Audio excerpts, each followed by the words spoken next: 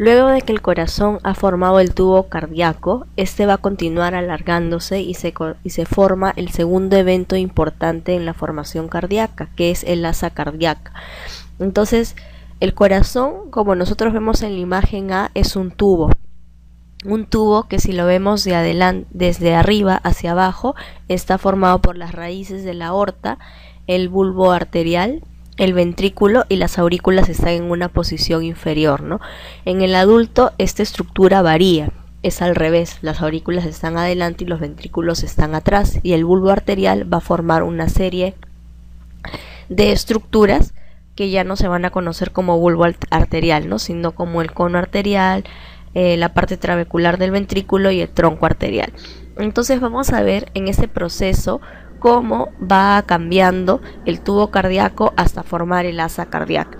Esta asa cardíaca se va a formar en el día 23, es decir, en la imagen B nosotros estaríamos justo en el día 23, en el cual comienza a plegarse esta asa cardíaca para formar su forma curvada, ¿no? Entonces los cambios que existen en estas células que componían las cavidades cardíacas, como los islotes sanguíneos, van a culminar en el día 28, donde el asa cardíaca va a formarse por completo. Entonces nosotros tenemos en la imagen B el asa cardíaca que comienza a formarse, y con ello el ingreso de las aurículas, que están representadas de color rojo, al igual que el seno venoso, en lo que es la cavidad pericárdica. Nosotros vemos unas líneas punteadas que nos indican que es la cavidad pericárdica. Ahí también señalan en la imagen. Entonces, las aurículas antes de la formación del asa cardíaca están por fuera de lo que es la cavidad pericárdica. Posteriormente, con el curvamiento, en la imagen C vamos a ver que ya ingresan, ¿no? Y las aurículas ya van tomando una posición un poquito más anterior, ¿no? Entonces, esta formación del asa cardíaca hace que el tubo se curve en dirección ventral, caudal y hacia la derecha, ¿no? Siendo la porción auricular caudal que se va a desplazar en una parte dorsocraneal y hacia la izquierda. Ahí también tenemos la separación entre lo que es el bulbo arterial y el ventrículo, que se conoce como el surco bulboventricular. Igualmente, la separación entre los ventrículos y aurículas se conoce como la separación aurículo-ventricular, ¿no?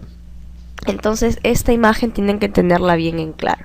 El tubo cardíaco, asa cardíaca día 23, y culmina en la formación del asa cardíaca en el día 28, en donde la parte roja que representa la aurícula ingresa a la cavidad pericárdica y los senos venosos van quedando todavía por fuera. Entonces, como les decía, en el día 28 el corazón del embrión mide aproximadamente 5 milímetros, ¿no? En la imagen A tenemos una vista que nos representa la región izquierda, ¿no? Ahí vamos a poder observar las aurículas izquierdas primitivas totalmente inmersas en la cavidad pericárdica, el ventrículo izquierdo y el bulbo arterial, ¿no? Y las raíces de la aorta en la parte superior. En la imagen B es una vista frontal, en la cual nos quiere representar el bulbo arterial, que se va a dividir en tres porciones: en la porción del tronco arterial, en la porción del cono arterial y en la porción trabeculada, ¿no? Entonces, la parte más proximal va a ser la porción trabeculada del ventrículo izquierdo, como está en la imagen B. Luego, la parte media es el cono arterial, que va a formar el infundíbulo de ambos ventrículos, y el tronco arterial, que es la parte distal, que va a formar las raíces de la aorta y la pulmonar, ¿no? Entonces la división del bulbo arterial va a formar tres estructuras: la porción trabeculada del ventrículo derecho, el tronco arterial y el cono arterial. En el día 30, acá nosotros tenemos una sección frontal en donde nos representa que ya hay una porción más central de lo que son las dilataciones auriculares, ¿no? Más o menos está representando ya lo que es el corazón del adulto, ¿no? O sea, existe una derivación de la sangre de izquierda a derecha, ¿no? Como más o menos señala ahí. Entonces todo esto va a hacer de que se acomoden las cavidades, ¿no? Las aurículas por arriba, los ventrículos por abajo y el bulbo arterial, que ya se ha diferenciado en sus tres porciones: el ventrículo derecho primitivo, que es la porción trabecular, el cono arterial y el tronco arterial. Todo eso era representación de lo que es el bulbo arterial, ¿no? Ahí está la imagen el ventrículo derecho primitivo es el tercio proximal del bulbo arterial trabeculado y el ventrículo izquierdo primitivo viene a ser el ventrículo primario o primitivo también trabeculado. La pared lisa empieza a formar ciertas trabéculas primitivas en dos áreas bien definidas de las partes proximales y distales al agujero interventricular. Ahí nosotros vemos un agujero interventricular que nos indica que es la comunicación entre ambos ventrículos. Entonces, distal a este agujero empieza el ventrículo a trabecularse, porque el ventrículo no tiene paredes lisas, sino paredes más rugosas, lo que se denominan las trabéculas primitivas, ¿no? Entonces, distal a este agujero interventricular comienza la trabeculación de las áreas primitivas de los ventrículos. Entonces, en la imagen nosotros observamos un embrión de 30 días que nos muestra justamente el agujero interventricular primario y la entrada de la aurícula al ventrículo izquierdo primitivo, ¿no? Y las flechas nos indican el flujo sanguíneo, ¿no? El flujo sanguíneo siempre va a ir desde la parte izquierda hacia la parte derecha y con ello también vamos a ver cambios en lo que es el seno venoso, que lo veremos posteriormente. Entonces, ¿qué sucede, no? Si el asa cardíaca se forma hacia la izquierda y no hacia la derecha, entonces origina una dextrocardia, ¿no? Porque el corazón, ¿hacia qué lado debe estar? El corazón debe estar hacia el lado izquierdo, ¿no? O ligeramente hacia el lado izquierdo, pero el asa cardíaca se debe formar hacia el lado derecho, por las estructuras, ¿no? Entonces, si el asa cardíaca se forma hacia el lado izquierdo y no hacia la derecha, origina lo que es la dextrocardia. Y esto puede coincidir también con lo que es la transposición visceral. Se dice que la incidencia es de 1 por cada 7.000 nacidos vivos, asociada a una fisiología normal, ¿no? Aunque también puede acompañarse de lo que es la heterotaxia, que viene a ser la lateralidad de algunos órganos. Los pacientes que presentan lateralidad izquierda presentan lo que es la poliesplenia. ¿Por qué? Porque ustedes saben que al lado izquierdo está el vaso, entonces presentan esta poliesplenia, numerosos vasos, mientras los que tienen lateralidad derecha van a presentar asplenia, porque el vaso no se forma al lado derecho, sino hacia el lado izquierdo.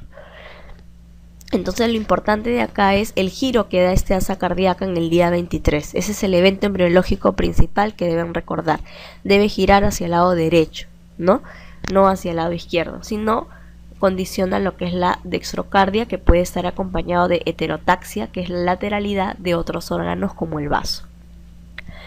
En todos los órganos, hasta ahora que hemos visto, siempre va a haber una regulación molecular, ¿no? Y esta regulación molecular en este caso está dado por factores del endodermo y del mesodermo. El endodermo entonces va a secretar lo que es la proteína morfogenética ósea y el mesodermo de la placa lateral también secreta factores inhibidores del factor de transcripción WNT, ¿no? Entonces todos ellos inducen finalmente a la expresión de un factor de transcripción muy importante que está resaltado, que es el NKX2.5. Este factor de transcripción es el responsable de la inducción del corazón, ¿no? Se encarga de la formación del corazón por parte del mesodermo de la placa lateral, ¿no? La capa visceral. Por lo tanto, se da la inducción de este, ¿no? Una vez que ya se formó el tubo cardíaco, la parte venosa de este tubo cardíaco va a ser especificado por el ácido retinoico y el asa cardíaca se va a formar por genes que van a ser inductores de lo que es la lateralidad, en este caso el nodal y el FT2. Ahora vamos a ver la formación de otra de las estructuras muy importantes, que es el seno venoso. Como su mismo nombre lo dice, el seno venoso es aquel sistema que lleva la circulación venosa de lo que es el corazón y de todas las partes del cuerpo.